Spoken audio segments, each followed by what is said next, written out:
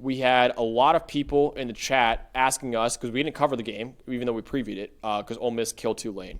A lot of people in the chat asking, is Trinidad Chambliss the new starting quarterback for Ole Miss? What is your answer to that question? I'm glad you bring it up because that's the first guy I was going to mention anyway. Look, we talked about a potential quarterback controversy in Texas Tech earlier, right? To me, this should not be a controversy at all, the way he's played through 2 weeks. Trinidad Chambliss. Lane Kiffin, if you want to mess around with this team, losing all the talent you had last year and missing the playoff last year, you want to mess around with this team and make the playoff, leave this kid in there. I like Austin Simmons. I like his talent. Looked shaky through the team's first 2 games, shaky, and then got hurt at the end of the Kentucky game. Leave Trinidad Chambliss in there. You want a shot to beat LSU next week with all the things he can do through the air and on the ground? Absolutely. This week, 77 passing grade, 307 yards, 3 big-time throws, 78.5 rushing grade, 113 yards on the ground, 4 explosive runs. Austin Simmons cannot do the things right now that this kid can do. Leave Trinidad Chambliss in there. Give him the LSU start, and honestly start him until further notice. If Ole Miss wants the chance to make the playoffs, they've had this kid fall into their laps. It's a blessing in disguise. Obviously, Simmons getting hurt. You never want to see a kid get hurt. But Trinidad Chambliss has been fantastic so far this season. 89 PFF grade, 13th best in the country. Leave him in there. I don't even think this is a debate. Trinidad Chambliss, Ole Miss, this offense is absolutely rolling. Big 45-10 win over a pretty darn good Tulane team. Yeah, I agree. He should be the starting quarterback for Ole Miss right now. One of my shout-outs should be the Arizona State social media team for using us very heavily in their Baylor. It's why they won, really. It really is. Their Baylor hype video, we were actually in that, so shout out to them. That was really, really cool. I really appreciate that. But my real shout-out this week is Dylan Riley, the running back at Boise State, because, yes, Ashton Ginty is no longer a Boise State Bronco, but one of his replacements put up a very Ginty-like performance this Saturday.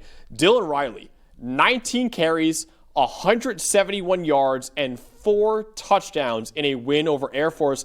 He broke 5 tackles, had 133 yards after contact. If that wasn't enough, Dalton, he also had 2 catches for 84 yards and a touchdown with 93 yards after the catch. So 171 rushing yards, 4 rushing touchdowns, 84 receiving yards, and a receiving touchdown. Dylan Riley, just an unbelievable game and very reminiscent of the Ashton Ginty stupid performance we got last year. Certainly learned from the best, didn't he? I mean, you go in there, Boise State, man. It's just every year, every 2 years, just more running backs. It's been 15 years with these running backs, and just get more and more of them. I mean, Dylan Riley, nice job out there, and high scoring win over Air Force too, man. Needed every bit of it for sure. All right, who's your next standout? All right, Donnie, you ready? You ready? We're going to talk about a whole unit. We're going to talk about a whole unit, Max. This Iowa offensive line, hey, I picked them to win the Joe Moore Award. They should clearly be the favorites for that right now. Mm-hmm. They absolutely blew away Rutgers up front the other night. How about in this game? A good Rutgers D-line, too. A good Rutgers D-line. They blew Rutgers away up front on Friday night, and that win, 94.1 grade as a unit. All 5 starters, at least a 75 grade. All 5 of them. This year, Max, all right, you got Jennings Dunker, Logan Jones, Cade Piper's awesome at guard. He's fantastic. This year, Max, this Iowa offensive line as a unit, you ready? They have a 97.2 PFF grade. Damn.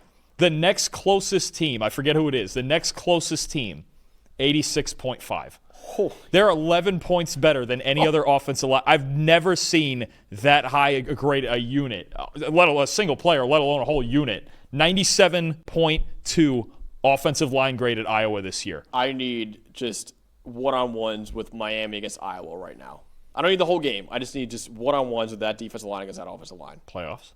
No, we'll get to that. Iowa's got a big one next week. They do. Well, first of all, you're getting them against Indiana's D-line next week. Yeah. That's fun enough in the way they just played. But either way, this Iowa offensive line, I'm just going to vouch for it now, A, because I picked it, and B, because it's the right pick. The Joe Moore, if they keep playing anywhere close to this, it should not go anywhere outside of that Iowa campus. Those 5 guys up front are just mauling people. I mean, the NFL players all across it. It's nuts what this Iowa offensive line is doing right now. Yeah, really surprising shocker that Iowa's a great offensive line. Every single year they have a great offensive line, it feels like, and just another elite one this year. So, yeah, they've been dominant so far. My shout-out, another one that actually people in the chat were shouting out too, so ball knowers in the chat. CJ Carr, Notre Dame quarterback, was stellar in Notre Dame's first win of the season over Purdue. 93.2 passing grade, 10 for 12 for 223 yards and 2 touchdowns, 2 big-time throws and only 12 attempts, no turnover-worthy plays. The Fighting Irish went into that game having to win 10 in a row to even have a shot at making the playoff.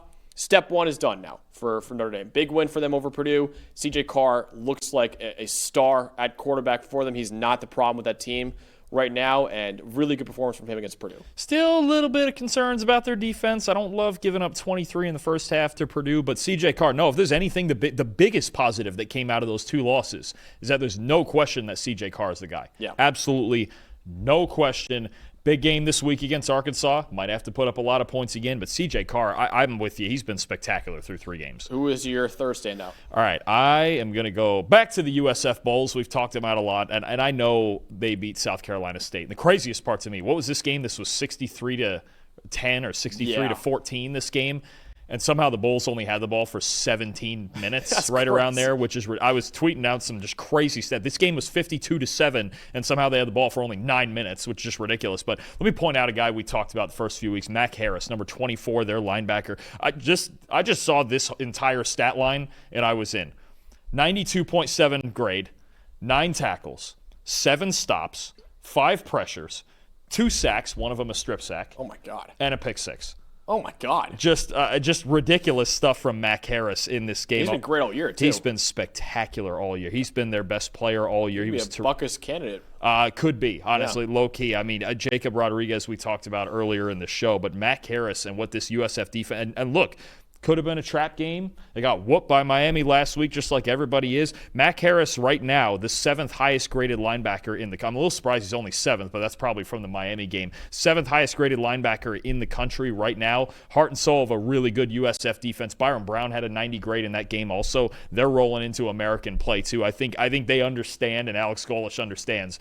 Yeah, that Miami team is just different, man. Yeah. We took care of business the first 2 games. We're going to be just fine. And USF's defense, I'm telling you, it's way better than at any point I've seen in this era. Yeah. My last standout is Zach Durfee, the edge rusher from Washington.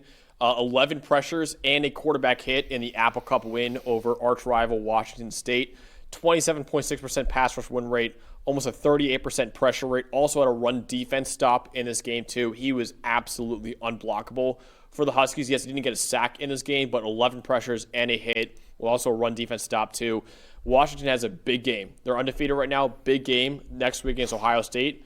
And they need Zach Durfee to really play well like he did against Washington State. Absolutely. A big-time win in the Apple Cup. I think they put up, 58 points. Damon Williams had a fantastic take. Jonah Coleman as a receiver had a big-time day in that game. Yeah. I mean, if you get Jonah Coleman in the passing game, too, that's going to be a fun one. We got a lot of previews next week, and we got some fun ones coming. You cheated. You have one more. I did. You know what? Because my last 2 guys, I was in between them, so I said, let me throw in a bonus one. We haven't talked about BYU really at all because they haven't played a ton of big-time teams. They on the road at East Carolina. They were in kind of a defensive struggle early on in this game, but tell you what, their cornerback number 0, Evan Johnson, he really made the biggest plays in this game. 89.9 coverage grade, 2 interceptions, including a pick 6, another forced incompletion, allowed just 3 catches for 18 yards. Just wanted to point out Evan Johnson and this BYU defense and the effort that they put in, making a long road trip out to East Carolina they got a tough test in that game. They did early on. That game was 3-0 and 6-3 for a while, but Evan Johnson, especially the pick 6, really put things out of reach. Just wanted to point him out too. I was really between him and Harris as a third one, and I was like, screw it, let me just do them both because you know what? Why not? Why not have more standouts? Well, right? We haven't talked about BYU a lot this year, but we will preview them in this upcoming week against Colorado. We absolutely can't will. wait for that one for sure.